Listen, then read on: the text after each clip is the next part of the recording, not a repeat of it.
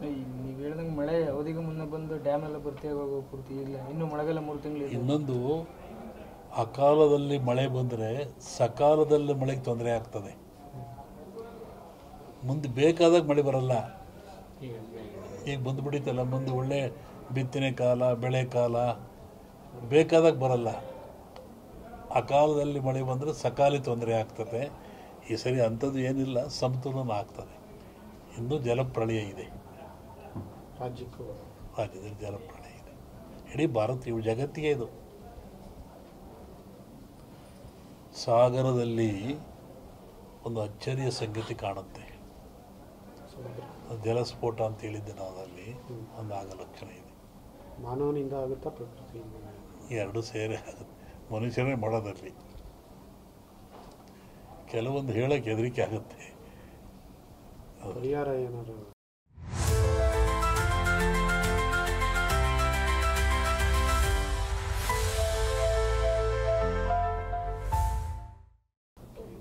ಪರಿಹಾರ ಏನೆಲ್ಲ, ಭಗವಂತನ ಧ್ಯಾನ ಮಾಡಬೇಕು ಅಷ್ಟೇ. ಯಾವ ಪೂಜೆ ಪುರಸ್ಕಾರದಿಂದ ಏನು ಉಪಯೋಗ ಆಗಲ್ಲ. ನೇರವಾಗಿ ಭಗವಂತನ ಧ್ಯಾನ ಮಾಡೋದೇ ಮುಖ್ಯ. ನೆನೆಸ್ಬೇಕು ಭಗವಂತ.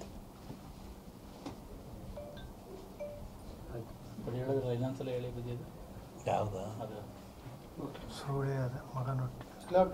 ಅದ ಶ್ಲೋಕಲ್ಲಿ, ಸೂಳೆಯ ಮಗನುಟ್ಟಿ ಆಳುವನು ಮುನಿಪುರವ, ಯುದ್ಧವಿಲ್ಲದ ಮಡಿಯೇ ಪುರವಲ್ಲ ಕೂಳಾದೀತು.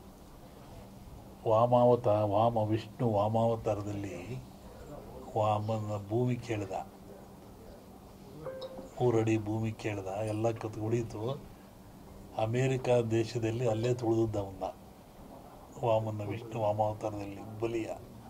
ಅದನ್ನು ಮುನಿಪುರ ಅಂತ ಕರೆದರು.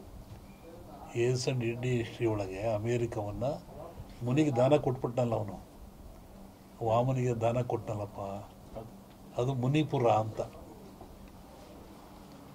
ಯುದ್ಧವಿಲ್ಲದ ಮಡಿಯ ಪುರವಲ್ಲ ಕೂಳಾದೀತು ಅಂತ. ಮುನಿಪುರ ಅಂದರೆ ಅಮೇರಿಕವನ್ನು ಮುನಿಪುರ ಅಂತ ಕರೀತಾರೆ.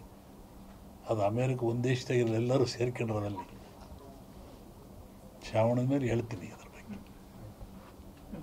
ದೇಶವೇ ಅಳಿಯುತ್ತೆ ಅಂತ ಹೇಳಿದ್ರು. ಒಂದು ದೇಶ ಅಳೆದೋಗ ಸಾಧ್ಯತೆ ನೋಡು, ಹೇಳಿದ್ದೀನಿ, ಇನ್ನೂ ನೋಡ್ತಿರ್ಬೇಕಾರೆ. ಹಿಂದೆಲ್ಲ ಹೇಳಿದ್ನಲ್ಲ, ಮೊನ್ನೆ ಹೇಳಿದ, ಕೆಲವು ಮುಳುಗ್ತವೆ ದೇಶಗಳು, ಕೆಲವು ಹೇಳ್ತವೆ, ಹೊಸ ರಾಜ್ಯಗಳು ಉತ್ಪತ್ತಿ ಆಗ್ತವೆ ಅಂತ ಮೊನ್ನೆ ಹೇಳಿದ್ನಲ್ಲ. ಮತ್ತು ಮದ್ದಿಲ್ಲದ ಕಾಯಿಲೆ ಬರುತ್ತೆ, 5 ವರ್ಷ ಇರುತ್ತೆ ಕಾಯಿಲೆ ಅದು. ಮತ್ತು ಕೊರೋನಾ ಬಂತು, ಇದು ಇನ್ನೊಂದು ರೂಪವನ್ನು ತಾಳುತ್ತೆ.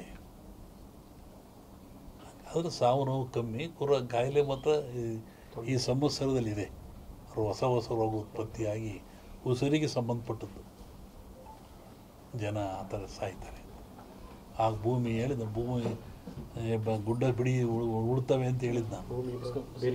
ಬೆರೆಯುತ್ತೆ, ಉಳುತ್ತವೆ, ಸಮುದ್ರ ಜಲಬಾಧೆ, ಜನ ಸಾಯ್ತಾರೆ ಮೊನ್ನೆ ಹೇಳಿದ್ನಲ್ಲ, ಅದೆಲ್ಲ ನಡೀತಾ ಇದ್ದಾರೆ. ಇನ್ನೂ ಇದೆ ಅದು.